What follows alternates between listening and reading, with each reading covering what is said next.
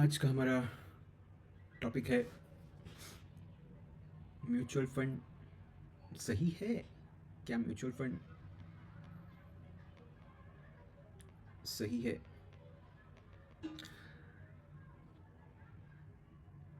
देखो, हमें बहुत सारे एडवर्टाइजमेंट्स का सामना करना पड़ता है एज एन कस्टमर, राइट? ये अच्छा है, वो अच्छा है, सब कुछ अच्छा है, करेक्ट। बट हमें कैसे पता चलेगा कि वो मेरे लिए सही है या नहीं? मैं खुद से कैसे डिसाइड कर पाऊँ? उसके लिए हम सेम चीज़ लगाएंगे, वो है वैल्यू चेन। हम वैल्यू चेन को समझने की कोशिश करेंगे म्यूचुअल फंड की, ठीक है? और वैल्यू चेन के हिसाब से हम डिसाइड करने की कोशिश करेंगे कि क्या म्यूचुअल फंड सही है, ठीक है?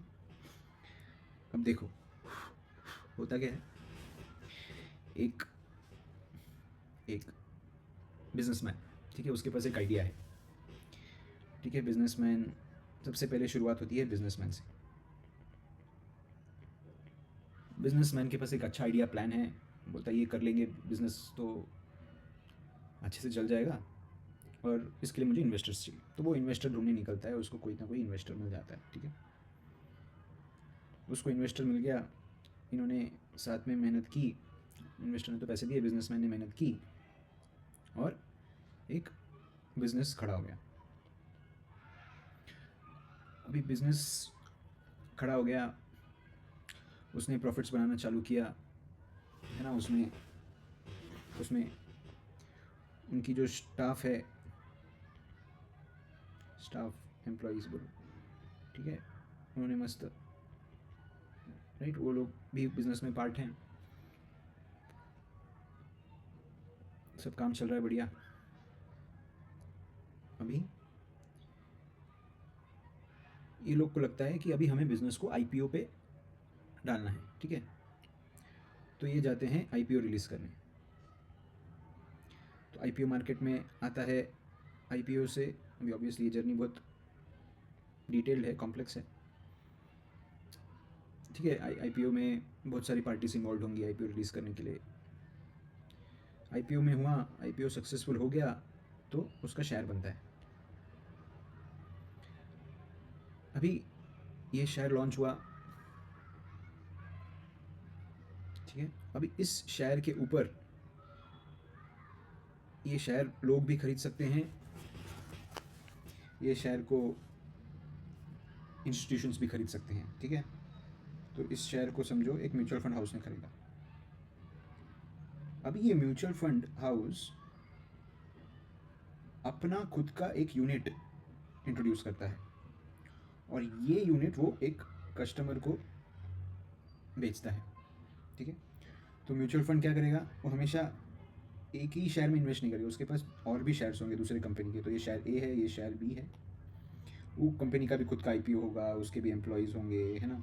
उसका भी एक एंटिटी होगा, बिजनेस एंटिटी, उसमें भी इन्वेस्टर्स होंगे और बिजनेसमैन होगा, ठीक है? तो इस तरह से म्यूचुअल फंड हाउस एक अपना यूनिट बेच रहा होता है, एक लेवल ऑफ एब्स्ट्रैक्शन है ना? तो एक एक तो आप कस्टमर को बोलता है भाई म्यूचुअल फंड सही है, तो एक काम कर, तो मेरा यूनिट खरीद ले, बाकी कोई चीज़ की तुम्हें चिंता करने की ज़रूरत नहीं। कौन सा शेयर खरीदना, वो शेयर अच्छा है बुरा है, उसका बिजनेस बिजनेस ओनर सही है, उसका इन्वेस्टर सही है, उसका पास पैसा है नहीं है, वो चलेगा नहीं चलेगा, तो वो सब तुम टेंशन मत लो। कस्टमर, तुम टेंशन मत लो, तुम मुझे बस तुम्हारे पैसे दो, मैं तुम्हें उसके बदले यूनिट्स दूंगा, है ना? मुझे पैसे दो और मैं उसके बदले तुम्हें यूनिट दूंगा, म्यूचुअल फंड यूनिट।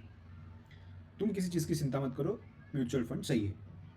तो मुझे बताओ, कोई म्यूचुअल फंड हाउस, है ना, इनका काम क्या है म्यूचुअल फंड हाउस का? उनका यूनिट बेचना। तो कोई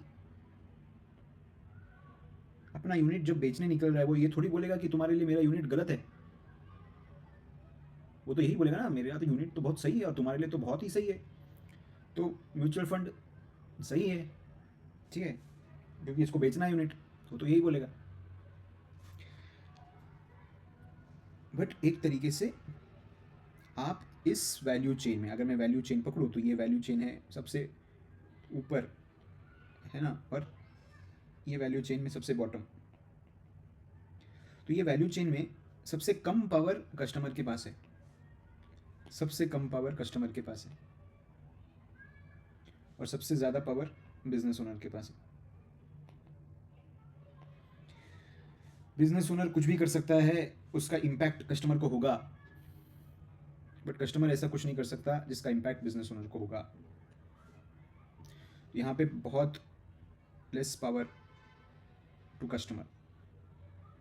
अभी समझो, इस कस्टमर को पता चल गया कि शायद कंपनी बी का शेयर उसके पास, उसके म्यूचुअल फंड में है, तो वो क्या उस बी वाले स्टॉक को अपने म्यूचुअल फंड से हटा सकता है? उसका आंसर नहीं। ठीक है, वो कुछ नहीं कर पाएगा। उसके पास एक ही ऑप्शन है, उसको या तो वो रिडीम करके बाहर चला जाए, उसके अलावा उसके पास और कोई ऑप्शन नहीं है। उसको म्यूचुअल फंड रिडीम करने के अलावा और कोई ऑप्शन है नहीं उसके पास। ठीक है, तो कंट्रोल बहुत कम है यहाँ पर, पावर बहुत कम है, कंट्रोल बहुत कम है। और अगर शुरुआत करने के लिए, हाँ, जब आपको कुछ नहीं पता, जब आपको पता ही नहीं कुछ कोई भी पूरे सिस्टम के बारे में, तो आप हाँ यहाँ से शुरू कर सकते हैं, क्योंकि ये लेवल 1 है।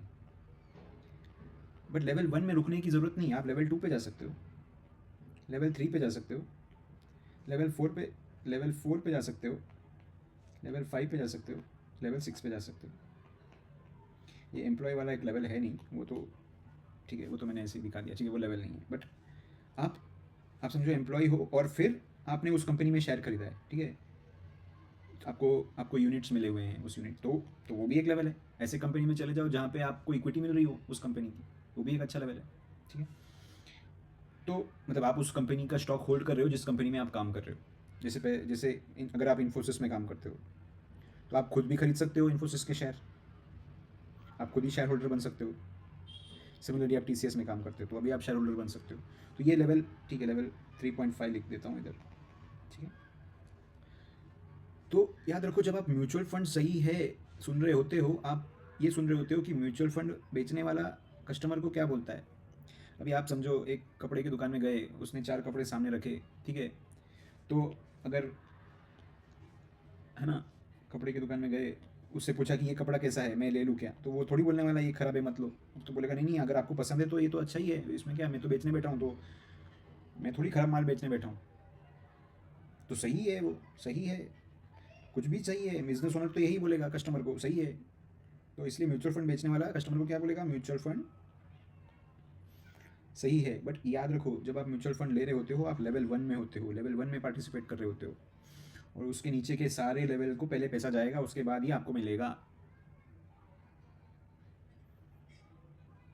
ठीक है, तो अगर म्यूचुअल फंड वाला 10 से 15% साल की कमा रहा होता है, तो तो तो म्यूचुअल फंड हाउस तो कम से कम एक 3 से 4% तो कमाएगी खुद से, कि नहीं कमाएगी? IPO में जब रिलीज़ हो जाता है उनका, तो एक 10 से 15% तो कम से कम उनको, तो मिनिमम बोल रहा हूँ, है ना। तो बिजनेस ओनर तो करोड़पति हो गया इधर नीचे आते आते, है ना। तुमको 10% मिल रहा है, बट बिजनेस तो कम से कम 20 से 25% के इसमें ऑपरेट कर रही है। और बिजनेस ओनर तो पेपर एसेट, उसका तो इक्विट उसके पास तो सिर्फ शेयर्स हैं। उस शेयर्स में जब IPO रिलीज़ हो गया होगा, तब वो दुनिया भर के पैसे उसको मिल गए होंगे, क्योंकि जब शुरू हुआ होगा तो शेयर का तो कुछ वैल्यू ही नहीं था। जब बिजनेस ओनर स्टार्टिंग में तो ज़ीरो था, उसने एक आइडिया सेटअप किया, बिजनेस इन्वेस्टर से बनाया, फिर उसको वैल्यू मिली, थोड़ी वैल्यू डाली, तो ये तो एक एसेट है जो उसने खुद से बनाया है, और आज वो यूनिट के फॉर्म में वाया वाया करके कस्टमर को बेच रहा है। तो ये तो बहुत अमीर हो चुका है IPO के दिन ही। IPO के दिन 4x 5x रिटर्न लेके बाहर निकल चुका है वो।